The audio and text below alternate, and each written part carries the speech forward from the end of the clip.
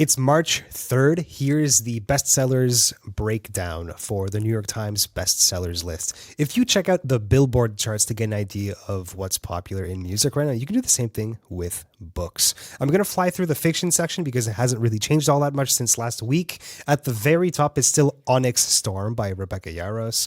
Romantasy is still demolishing the lists right now. This is a third book in her Empyrean series. Then we have James by Percival Everett. That's a popular retelling of Huckleberry Finn, only it's told from the perspective of James.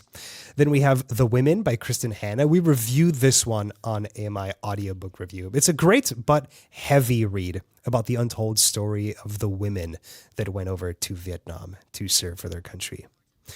Then we have A Court of Thorns and Roses by Sarah J. Maas, another super popular romantasy series that's basically impossible to avoid if you're on TikTok in any kind of way.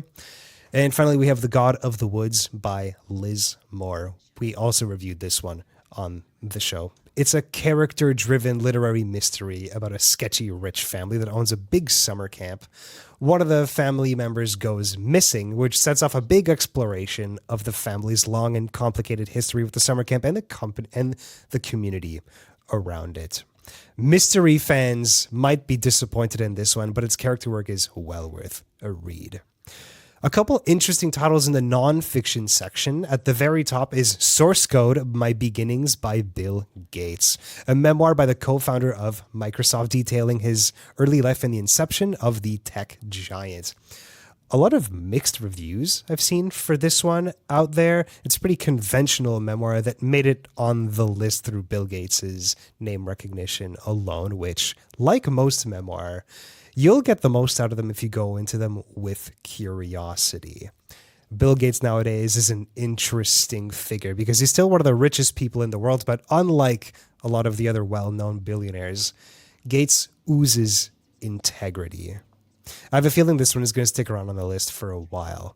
The last one I want to highlight is On the Hippie Trail, Istanbul to Kathmandu, and the Making of a Travel Writer by Rick Steves. If you're not familiar with the Hippie Trail, it was a thing in the mid-60s to mid-70s where a lot of people from the hippie culture would hitchhike their way in a really low-budget type of traveling situation from Europe all the way to India, often passing through Turkey, hence Istanbul, and then through Iran and taking a couple of detours, maybe going through Nepal and finishing up in India. It was a very popular thing back in the day.